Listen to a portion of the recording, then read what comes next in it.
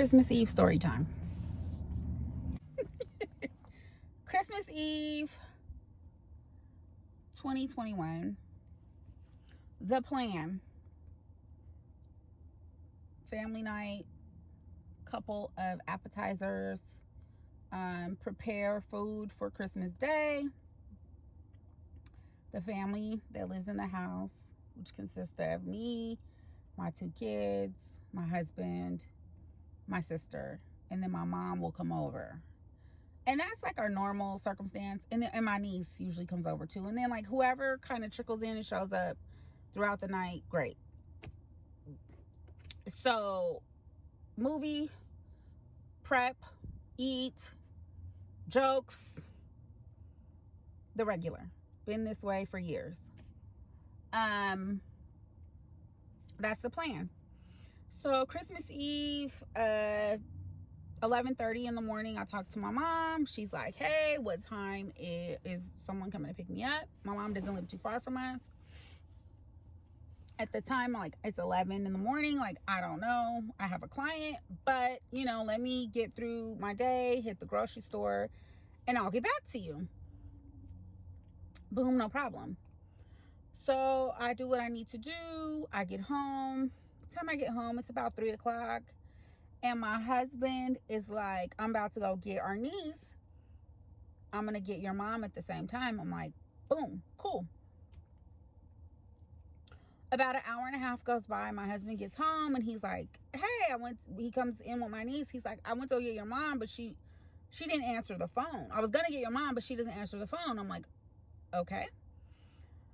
So about an hour and a half passes by and my son is like, where's Granny? And I'm like, well, she didn't pick up. Did you call her? And my son's like, yeah, I'm going to go get her, but she's not picking up. I'm going to call her again. So about 2 hours pass by. And at this point, it's close to 9 o'clock. And she hasn't called anyone. And my mom is very social, very like contact-ish. Like she's going to call someone between 2 and 4 hours of the day, no matter what is going on. So it's getting weird. And my sister is like, okay, it's 9 o'clock. We have ate. We ate. We watched a movie. Like, is she coming? And so I'm like, okay. When's the last time anyone talked to her? And my sister's like, I talked to her at 5:30. She said she was going to take a nap and would call us when she got up. Well, like I said, at this point it's 9.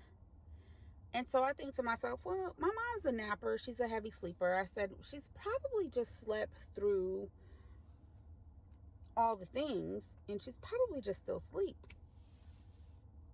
And my sister's like, no, we need to go check on her. And instantly, like normally there would have been a little bit pushback from me. There would have been like some, oh my God, I don't want to go. My daughter is usually locked up in her room as she is a teenager. She does not have time for us. My daughter's like, I'll drive. And so I just go with it because God is great. And that's what he made me to do. So it's a weird night. Like we get on the road. There's some weird stances that happened on the road, but nevertheless, we push forward. We get to my mom's, who lives about 15 minutes away from us, and we get to her house and it's pitch black. Her car's in the driveway. And I had thought to myself, like on the way there, I had thought maybe a friend picked her up and they went shopping and she left her phone. She hasn't had a chance to reach out to anyone. Like I had ran through all these scenarios in my mind. Nothing crazy, just like probably because I am a worrier. I'm an anxiety ward. And if something doesn't go as planned, I automatically go left and think the worst. But I've been working on that in this year. And I have been like diverting my mind to like be like, okay, maybe some other scenarios happen. It doesn't have to be like the absolute worst. So we ring the bell. The dog is barking. She has a dog who usually sleeps under her bed with her when she does go to bed for the night. So because I can hear the dog barking, I know the dog isn't under the bed. The car's in the driveway. The house is pitch black. So I know that she hasn't left. And so at this point, I'm like, I call a cousin who talks to her regularly and would know if maybe she had gone somewhere, maybe she went somewhere with this cousin. So I'm like, hey, cousin, have you heard from your aunt today? And she's like, yeah, I talked to her around 6 o'clock. She was taking a nap. Stories line up. I said, okay, because, she was supposed to come over. No one's been able to get in contact with her. And we're at her house at this point, and she's not answering. And my cousin is like, she's there. She has to be there, period. And so I'm like, okay, I'll call you back. So my mom, yes, everyone's like, where's your key at this point? And I'm like, I don't have a key because my mom had assisted a family member who lived with her for a little while, and the lady moved out. So she was in the process of changing her locks, and was going to get me a key when she got one. Well, here we are. She never got one. And that's why I don't have a key. I had a key, but the locks got changed and I never got the new key. So my daughter at this point is like, we can hop the fence. And I'm like, I'm not hopping a fence, babe. Like, maybe about 10 years ago. But at this point in time, like, I'm not prepared to hop a fence. My daughter's like, well, I'll do it. And I'm like, okay, great. So my mom lives in a one story. If we can get over the fence, we can get to her room at least and see what we can see. And so my daughter hops the fence. She opens the back gate to let us in. Lo and behold, we get to her room. And I'm calling my mom's name. And my mom, all of a sudden, I hear my mom. And she is like moaning in distress. Literally, my mom is like, from her room window. Now, the window is not open. Everything is completely closed and shut down. And there is no way for me to get into this window other than to break it. And so my first thought is to call 911 so that the fire department can come get us in this house. Because I know that the fire department can get us in this house. But when I call 911 from my cell phone, nothing. My sister calls 911 from her cell phone, nothing. My daughter calls 911 from her cell phone, and there's like this continuous boop, boop, boop sound. And so we're like, what the hell is going on with 911? Like, I thought when you call 911, someone's supposed to pick up, And so by this point, we have rang the doorbell. We're calling her name. Dogs in the neighborhood are barking. Her back neighbor has come out because they're not used to all this commotion. It's a pretty quiet neighborhood. So they're like, what the hell is going on? They know that an elderly woman lives behind them. And this type of commotion on Christmas Eve at 9 at night is weird to them. So they have come out of their house and they're like, hello, what's up over there? Which I thank God for, because how many people do you know that live in neighborhoods, hear shit, and they just kind of peek out their window and like go back, like, I don't know what's going on over there. But this neighbor is like, hey, neighbor, what's going on over there? And so I'm like, hey, neighbor, my mom is in there in distress. I cannot get a hold of 911 and I cannot get in the house. Please call 911 for me. And by this point, my daughter has called her friend to call 911 for her from a landline. She's called my husband to call 911 from our landline. And I'm like, neighbor, call 911 right now. We cannot get through. Later on, we find out that 911 is down because someone has hit a pole. Our 911 operator is connected directly to the city police department. And so if a line is down, I guess no one can get through to their line. And so that is what has happened. But at the time, unbeknownst to us, we don't know that. So 911 in this county is down.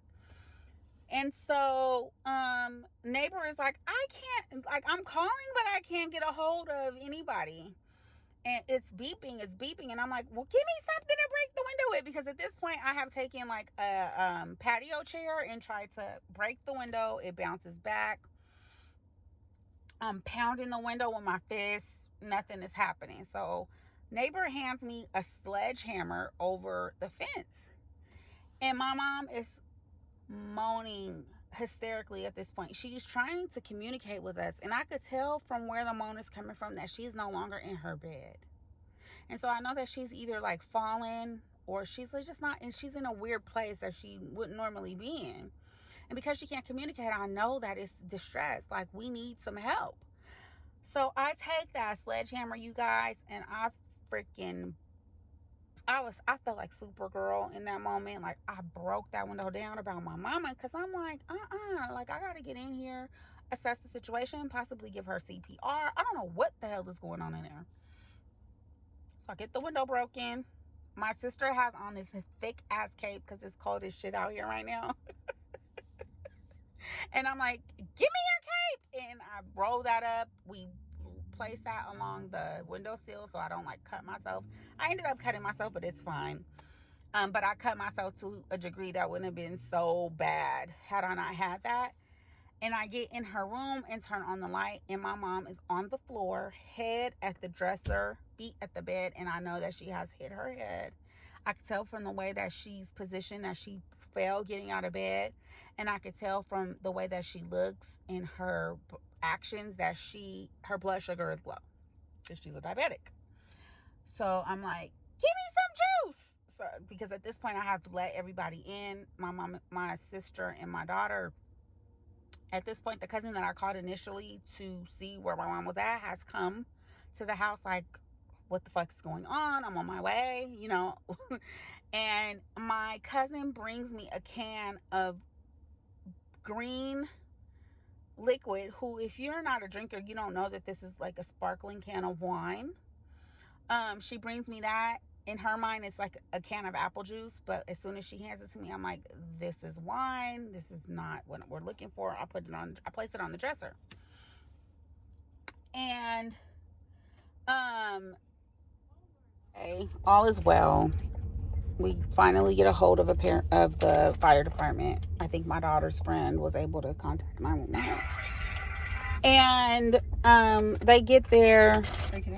I get her some juice. She starts kind of coming back, but then the 911 operator is like, don't give her anything to drink. Don't move her. Long story short, she's fine. And they transport her to the hospital. She hasn't had a stroke. She hasn't had a heart attack. Her blood sugar was low in the middle of her nap. She tried to get up. She blacked out.